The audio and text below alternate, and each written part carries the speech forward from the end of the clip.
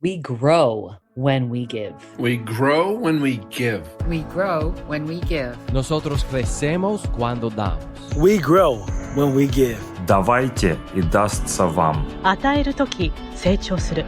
We grow when we give. Welcome to R.O.G, Return on Generosity. I'm your host, Shannon Cassidy. This podcast celebrates generosity at work, not financial giving valuable time, mutual respect, alternative perspectives, and genuine collaboration. Our special guest today is Rob Stoddard. Following a career in journalism and government, Rob worked for more than 3 decades in senior positions in corporate communications, public relations, and public affairs, serving the cable telecommunications industry. His professional career commenced as a news assistant at Washington, D.C. Bureau of ABC Radio, followed by stints as a news director and correspondent for radio stations. Rob did a host of other things in the industry, and his career was capped by a 20-year run with NCTA, the Internet and Television Association, and recently retired as Senior Vice President for Industry and Association Affairs. What I appreciate most about you, Rob, is your consistent kindness. You've been called the nicest guy in cable, and it's a pleasure to call you my friend. Welcome to R.O.G, Rob.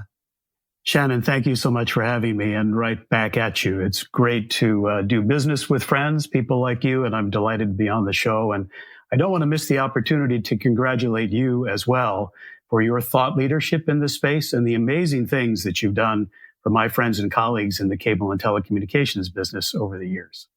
Oh, thank you, Rob. That is so nice. I appreciate that. And I just I really wanted to share your story and your way in which you lead with our listeners, because you have legitimately been this consistent, kind, thoughtful professional who I admire. So I wanted to get a chance to learn more from you. And so why don't we start with your background? Take us all the way back, if you could, Rob. All the way back. I wasn't born in a log cabin, so we won't go that far. But thank you for that, Shannon. As you mentioned, I was fortunate to have just a fabulous career, really spanning journalism, government, corporate communications, and trade association management. And it was actually very hard to step away and retire from that, because I made so many friends over the years and had such a great experience. A lot of my formative years go way back to my childhood. I was born and raised in the suburbs of Philadelphia and lived in a place called Huntington Valley in Abington Township, Montgomery County, Pennsylvania. And I would say probably one of the most telling pieces of my life story is that I came up during the years of the baby boom, and really the spike in the baby boom, when tens of millions of children were growing up and going through elementary and high school and preparing for the workforce. I was so fortunate to go to a big public high school. There were 1,200 people in my graduating class. I came, in fact, from a large family. I was fortunate to be the oldest of 6 children, 6 children spanning 13 years.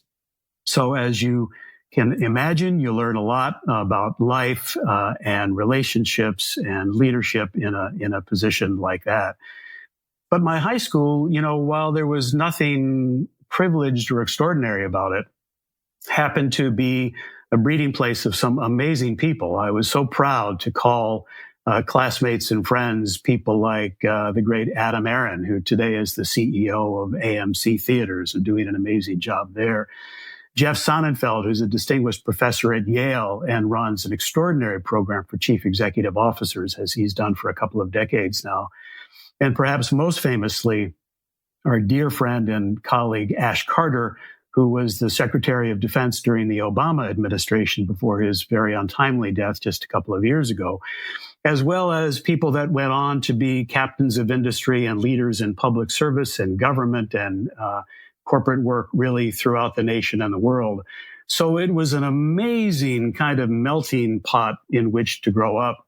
And during those years, we had the opportunity to choose our passions and to live whatever life we wanted to live. For me, in a big public high school like that, I was able to be very engaged in music, certainly in politics and in student government.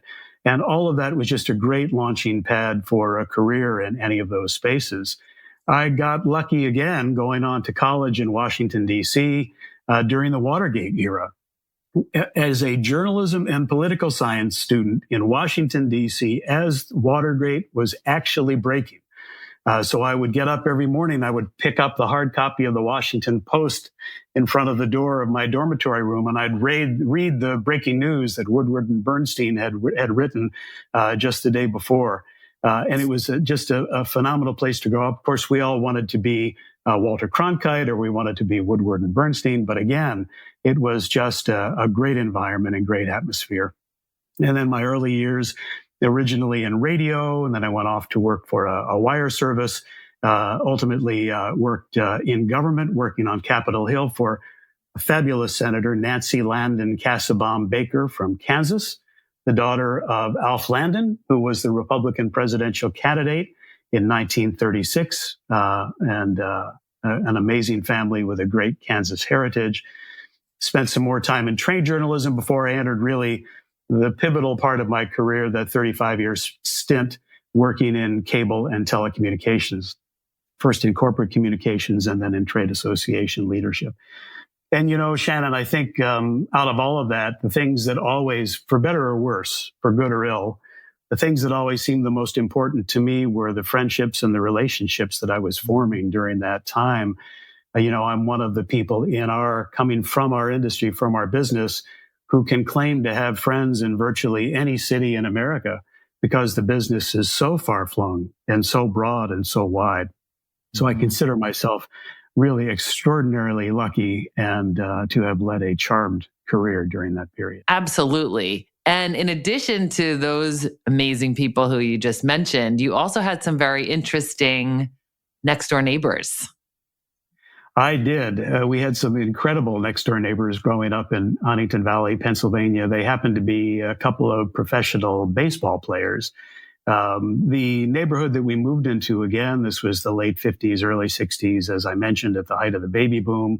The neighborhood had been developed from acres and acres of farmland. So the houses were new, people were moving in, they were looking for affordable places to live outside of Philadelphia. And two of the guys that joined us right across the property line, one was, they were both pitchers, Major League Baseball pitchers. One was a guy named Curt Simmons, the other a man named Robin Roberts. And their initial claim to fame was that they were members of the Philadelphia Phillies Whiz Kids that went on to the World Series of 1950. When unfortunately they lost 4 games in a row to the New York Yankees. But it was an amazing team of young up-and-comer baseball players. Robin and Curt went on to have amazing careers. Robin's been inducted subsequently into the Major League Baseball Hall of Fame. He went on to pitch for the Baltimore Orioles.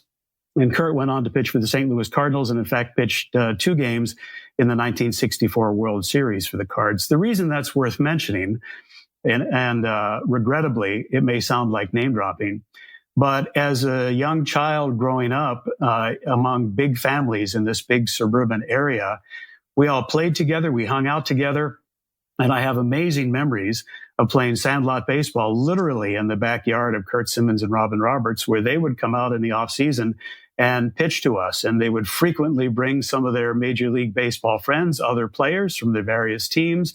And these were just friendly games. These weren't baseball clinics. We'd get the occasional tip for how to swing a better bat or throw a better ball. But they all had children and we all hung out together.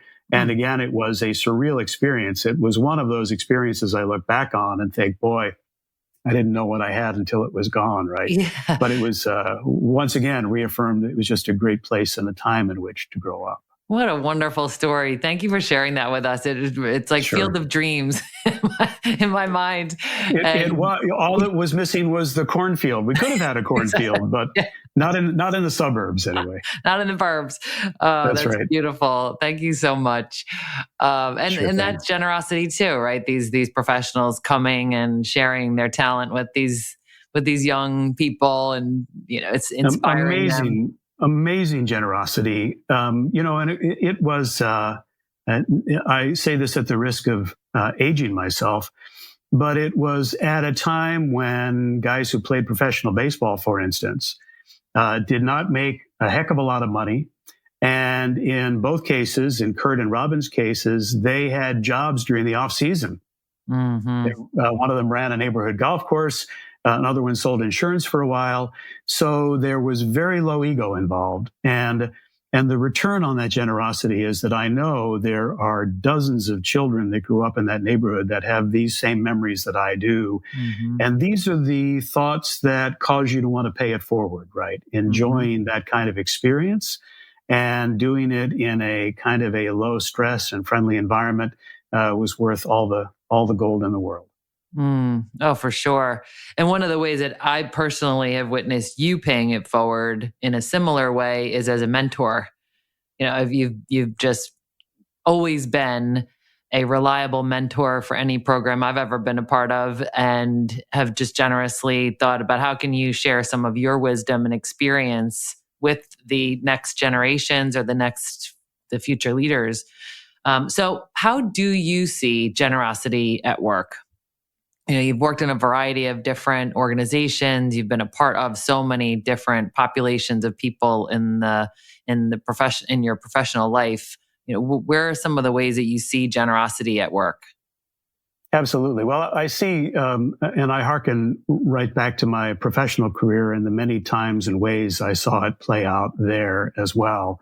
There's a saying about the cable and telecommunications industry is that it's a large industry, and it employs more than 3 million people directly and indirectly. But we all share in that wealth. We share in the excitement. We share in the enthusiasm of bringing broadband internet to people. That's the way we all connect these days. Multi-channel video, high definition television, on-demand programming. Many of the things that we now take for granted were introduced by this business. But it was not in a stingy way. Each of us that had the opportunity to participate in that industry got an immense amount out of it. And virtually all of the companies that serve that business should be complimented, I think, for the way that they serve their employees and they help people like me grow up. And there was always there was a stake for everyone in that business. I believe very strongly when it comes to business, and particularly to mentoring, in the concept of inclusivity. And a lot of people think of the capital I in diversity, equity, and inclusion. And that, of course, is critical. And I believe it's very important. But I think in more general terms, maybe the small case inclusivity. I've worked for companies and people that in some cases have not been inclusive, have held information very closely. But the companies and organizations that have been most successful have been inclusive. They allow people to play to their strengths. They bring as many people as possible to the table. And most importantly, I think they share information. Sharing that information is critical, I believe, to corporate and to business success, because you really do need to have people not only on the same page with you, but you need to have their support. You need to have their passion and their enthusiasm. And inclusivity is the first and most important way to do that. Mentoring is a valuable tool. But speaking of generosity at work, you and I have discussed this previously, because I will let our viewers and listeners in on a secret that you have led some of these mentoring programs in which I've been privileged to participate. So I feel as though I'm speaking now to the authority on mentoring and on mentorship, which is very true. But I have found as a mentor that relationship works when the mentor receives as much from the relationship as the mentee. And I honestly believe to this day, and this is not disingenuity at all, but I very much believe that I've grown perhaps more than the people that I have mentored, because I have had the opportunity to share their experiences, to step into their shoes, and to the extent that they've been open with me and they've shared their challenges and their problems and what they face in a day-to-day business environment, that is extraordinary generosity to me and has given me the opportunity to grow as well. So inclusivity, mentoring, and the sharing of information is really critical to our success in business and in life. And those are all, I believe, very, very important returns on generosity. Absolutely. That's so true. And just like what you're saying here about as the mentoring relationship grows and that person is willing to share with you. I mean, that being vulnerable is a generous act, and asking for help is also a vulnerable and generous act. And, most of us don't want to offer unsolicited help. So when we are brave enough to ask for help and then, be met with somebody who's receptive and thoughtful about how they can help us, that's just a really great way for humans to interact with each other. But you were mentioning about the industry and the years that you've been a part of the industry. And I would love for you to share with our listeners the origin story of how analog went to digital and just what was some of the generosity behind the scenes there, because I think that's part of history that is forgotten or maybe never even understood.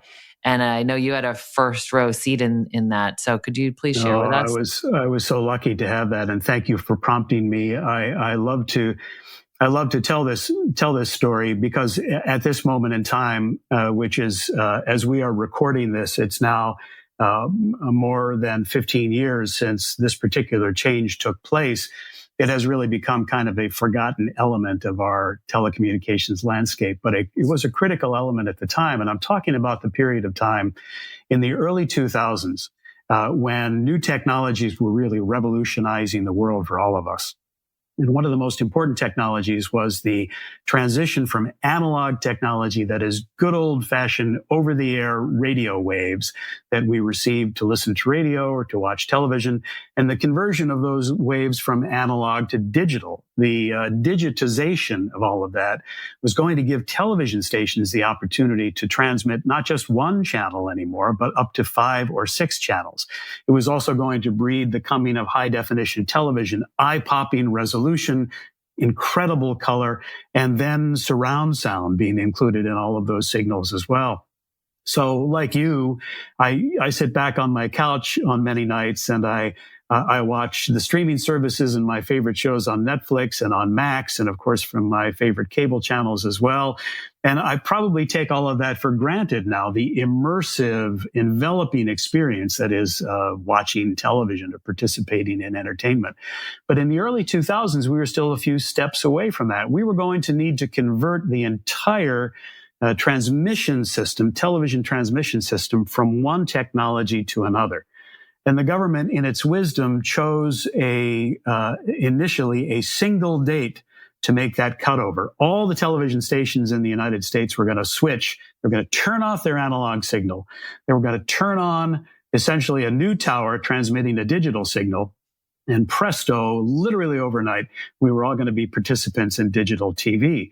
Now, the challenge of that, the downside, the problem with that is we all had analog receivers. We were watching analog television sets, right? Yeah. At least the vast majority of us. So it was nigh on impossible to make that change without doing something for consumers. You're going to need to find a way to take that digital channel and to literally down-convert it, reconvert it back to old analog technology so you could get that signal into the analog TV sets that most of us were still using.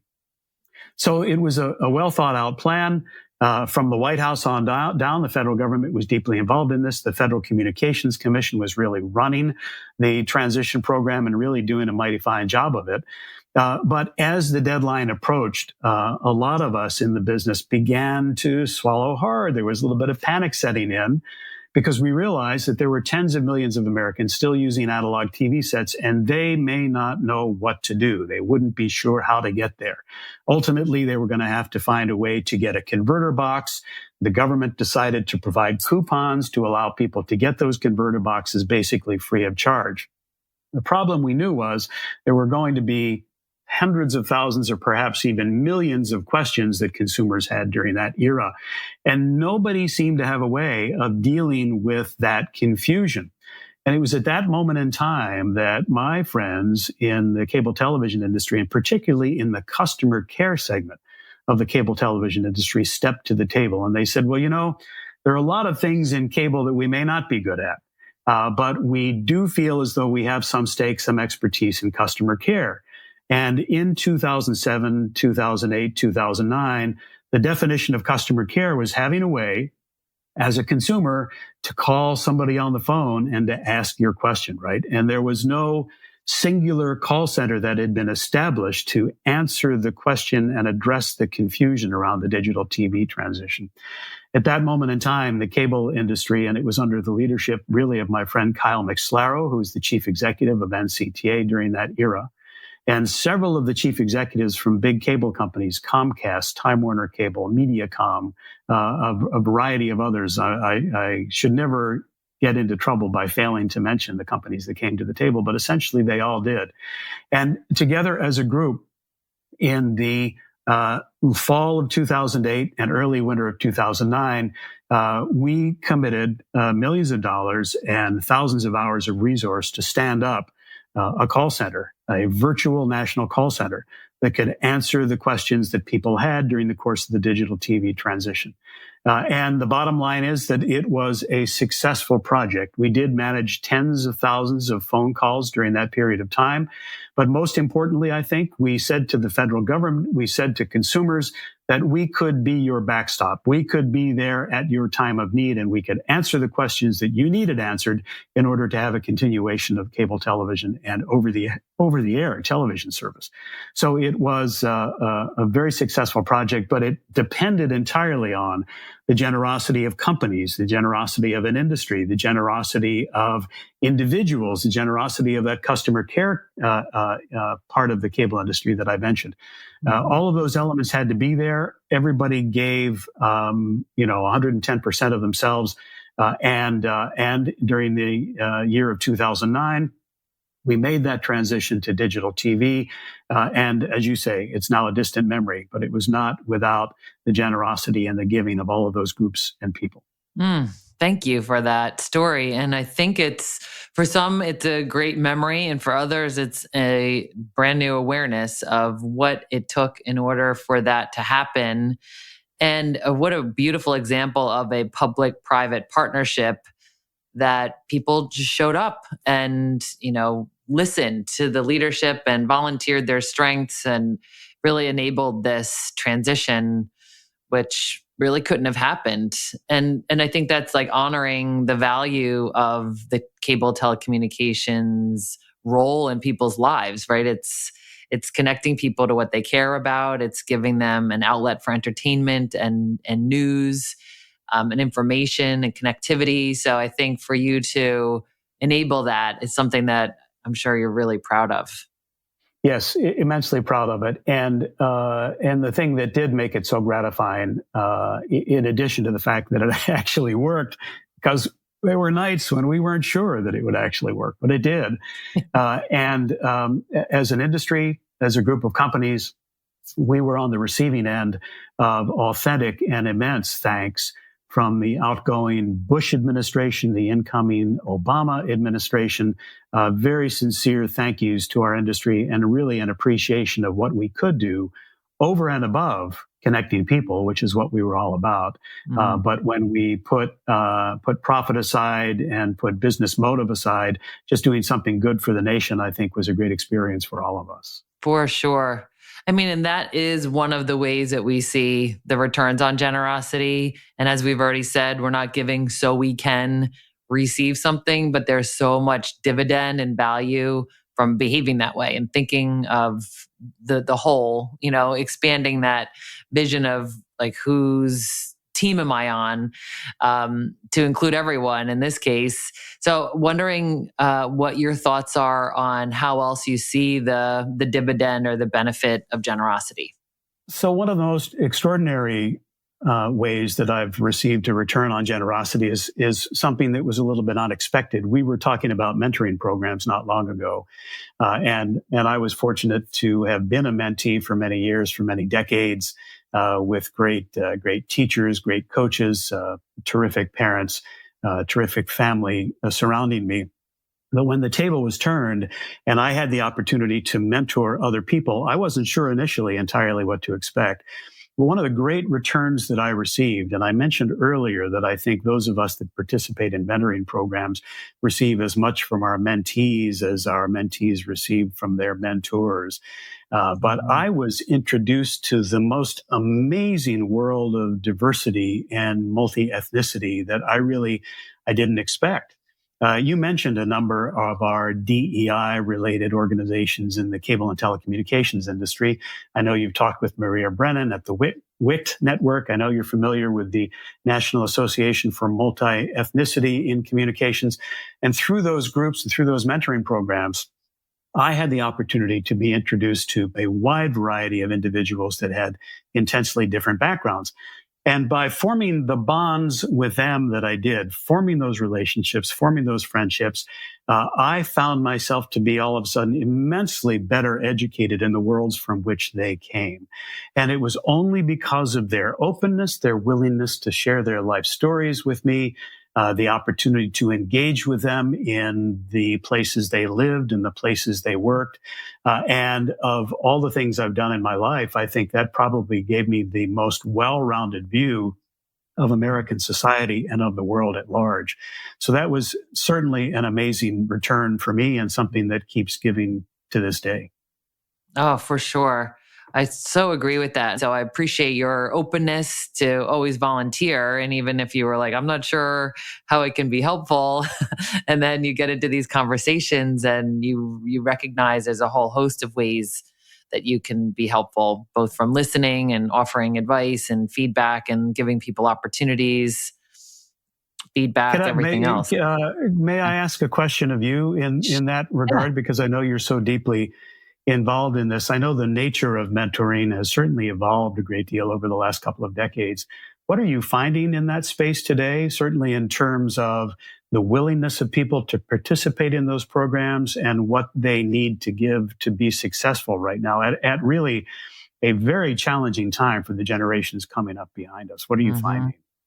Yeah, I'm finding similar things. And unfortunately, we still have some of the same issues that we've had for the last 20 years. So there is progress. It's just very slow. And it's in pockets. It's not like universal progress. So I think there's just still a lot of work to be done. But I think that the openness, and I find that the partnerships that grow the most or in the most substantive way, each person is doing their own learning. They're each engaged with and taking responsibility for their own growth, learning, education, awareness. And then they're bringing some of that to the mentoring group. And then I do think that partnerships where people are willing to be vulnerable, like you said, and talk about the real issues. I mean, there's a lot of things you could talk about in a mentoring conversation, but if you choose to go to the really tough ones where you feel excluded or you think you've been discriminated against or you think that your voice isn't being heard, that those are really hard things to talk about and to problem solve, and not just to vent, but to strategize. And how can you confront that differently? And it's inevitable that it's going to happen again. So how can you show up differently? Or, what are some of the ways that you could combat those challenges? Yeah, it's interesting, isn't it? I think a lot of people that participate in those programs, at least my initial perceptions of mentoring going back a couple of decades now, were kind of all about how to get ahead in the workplace. And of course, there was a lot of effort in those days helping people achieve better careers, finding ways to climb the steps of that ladder into the corporate hierarchy. But over time, it does seem to have evolved to be more about the whole person and not just the individual on the job, while that continues to be critical and important. But how can you form a relationship that helps someone become a better version of themselves and ultimately apply themselves, whether or not the job they're currently in is the right one for them, at least help build for them a better future. I always found that in terms of saying the right thing, doing the right thing, that was always very challenging. Mm-hmm. Right. And I see those as two sides of the same coin, as, knowing yourself and your own authentic value and your voice and the value of your voice. I think that is a starting place because people need to own their power and their value. And then how does that fit into this organization? Or if it doesn't, what other options do you have so that you can grow in your career and find ways to contribute? So I guess it just depends on where the person is on their journey and like what part of that equation are they potentially weaker in or just need to emphasize more. So yeah, I think that's all important. And that's why I like, your approach to mentoring is something I appreciate because you always concern yourself with the whole individual. And then you look at their context and their company and their career options. So, I think you naturally just see both sides of that coin. I think it's important to point out that return on generosity that we've been discussing, the other really major benefit there is that ultimately people become better leaders from it. It's really interesting. I know you're humble about this, but you've won a number of awards yourself over the years. And you probably, like me, attended many different award ceremonies, particularly recognizing people, not necessarily who may be at the top of their game, but people who are making their way up and beginning to have some major achievements as they go along. And without fail, anytime one of those honorees, awardees stands up to accept an award, almost one of the first things they do is to thank their mentors, thank the people who helped coach them and helped mold them as they were coming up. And of course, it also goes without saying that many of them now are running very large companies, are at the C-suite level in those companies. And what that means better entertainment for all of us, better product for all of us, better customer service and customer care, because these are real people. They've had real life experiences and they want to convey that to the viewers and the consumers and the customers they serve.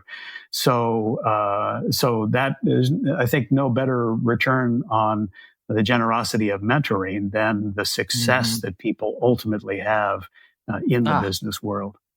For sure. I mean, right? Isn't that the best feeling when those people are receiving those awards or getting those roles or being recognized for the value that they have? And I've heard you say it, Rob. You've said these exact words where you have said, even if I had one iota to do with their success, I might have had one little, because you just humbly don't take credit for the value that mentoring has offered to people. But I think, because you want to give them the credit. But I think knowing that you had some little role to play in that success is the greatest feeling. I mean, I think I feel better about those situations than even my own success, strangely. Sure. Well, and the other thing that's important to remember in this day and age has actually been true in every generation, that we all may end up working for some of these people at some point in time, right? So it's a crazy feedback loop that ensues at that point in time. For sure. Yeah. So before we recap everything, one more thing I wanted to cover with you is the topic of civility. I know that's something you and I both long for, appreciate, try to generate. Just wanted to get your thought leadership on the value of civility and, what kind of guidance you can offer us. Well, I wish I could offer guidance, because I think anyone who preaches civility now feels a little bit like a wolf in the wilderness, right? Because our society, regrettably, has degenerated to the point where we seem to act more confrontationally than civilly. Now, admittedly, my experience is colored by many years working in Washington, D.C., working for a while in the United States Senate, in Congress, covering as a journalist, covering the ways that laws were made, and then ultimately helping lead a trade association that was representing and advocating an industry's point of view. And it became heartbreaking to me during that period of time, as it is today, to see how civil behavior has in many ways gone out the window. And I strongly believe that is the only salvation for American society as a whole, is for people to begin to behave once again more civilly. Now, what does that mean, right? That means a million different things. But it means, first and foremost, I believe, the ability to compromise your point of view, to help get to a good result. It means treating people well and treating them with respect, even if you disagree with their ideas. That may be the nub right now. That's the biggest problem we have. Many of us politically disagree with each other, but that is converted somehow into disrespect. I can very well respect people that I disagree with, but I find in many cases, friends and colleagues cannot. So that's all part of civility as well. Acting with grace, maybe going the extra mile from time to time, being personally and professionally helpful to someone. That's a very civil approach. There are organizations in Washington. There are bipartisan think tanks. There are academic institutions at several major colleges and universities that have courses around civility. And it's all around helping us talk to each other again without getting too emotionally invested in our arguments, and to have the ability to reach a civil agreement on whatever the problems of the day happen to be. I hope for my children and grandchildren that that's the way the world turns here over the next few years. Yeah, me too. And I think that all the things you just said are so spot on. And like the openness, the curiosity, like I wonder how you see it that way, and not so that I can attack your argument, but so that I can genuinely learn. And that whole wonder and curiosity bit, I think is lacking or very minimal. So we need to think about how can we model that and encourage that kind of conversation. My meditation this morning, interestingly, was about being wrong and the value of being wrong. And they always have like these quotes. So today's quote was from Catherine Schultz, and it says, "However disorienting, difficult, or humbling our mistake might be, it is ultimately wrongness, not rightness, that can teach us who we are." No question about that. Yes, boiled right down. It's like what so many of us say is I learn much more when I'm wrong than when I'm right. And I fully agree with you that curiosity is so important. Disagreement should be an opportunity for mental growth, right? Not mental collapse. Yes. Just taking a moment to take stock of an opposing point of view, to understand where that point of view is coming from. I know a lot of this, and you've written about this. A lot of this is the foundation for negotiation and for compromise as well, right? A good negotiation will result when all sides understand where the other side is coming from and what is actually needed to become successful and to solve a problem. And I totally agree with you. All of that plays into civility. That is all civil behavior. Absolutely. So I'm going to try to recap some of what we heard so that we can think about how can we put this into play in our own lives, and how could we generate more generosity by doing so. So you talked about inclusivity as one of the kind of pillars of a generous leadership style. How can we be more inclusive, playing to our strengths? You're looking for opportunities to play to your own strength and the strength of others. You talked about sharing information. What a valuable nugget for us to think about. How could I be more generous with the information that I have access to, or even finding that information for the benefit of others? Respect and appreciating our history, where we talked about that transition from analog to digital as a specific example, but in many ways, and even you talked about your childhood and your high school and some of these great people that you grew up with. It's just, taking a moment to be appreciative of and reflective about our history. You talked a lot about mentoring and both being a mentee and being receptive to the support of others, but also how can we pay it forward and look for ways that we can enrich other people's lives. Then I think this final piece around civility and how can we look for the compromise, listen to understand, treat people with respect, something you said, act with grace. Right. And we just thought to ourselves, how could I act with grace? How could I be helpful? And then the example you talked about with driving, that mindfulness, just being more mindful, present, responsible for how we're showing up and the impact that we're making in the world. That would make such a difference. Is there anything you would add to that, Rob? No, Shannon, I think that's really a wonderful summary. And I couldn't have said it better myself, as they say. So thank you for that. It sounds great. And You mentioned something at the outset that I always cringe a little about, and that is this label that I earned in the industry that I served over the years as the nicest guy in cable. And I mean, how can you not embrace that? It's the most lovely thing that anybody could say about an individual. But in business, as you well know, niceness is not always the way to success. Mm-hmm. The old phrase that nice guys finish last, and a lot of times it's probably true. But I would strongly assert, I would have always rather have been called the most effective guy in cable than the nicest guy in cable. But having said that, I would strongly assert, particularly to people coming up, that all the points you mentioned, inclusivity, civility, participation in mentoring programs, at the end of the day, you can be every bit as successful as people who maybe don't signal those values, and in many ways, even more successful. So I strongly believe that those are building blocks to a successful business and personal career. Oh, brilliant. Well, thank you for modeling it and for being my friend and colleague. I so appreciate you. Likewise, and look forward to continuing our conversation over the years.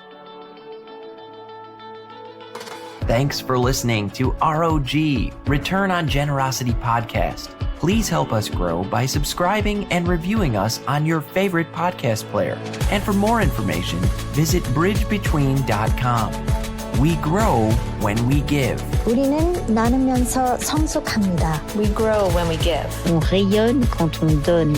We grow when we give.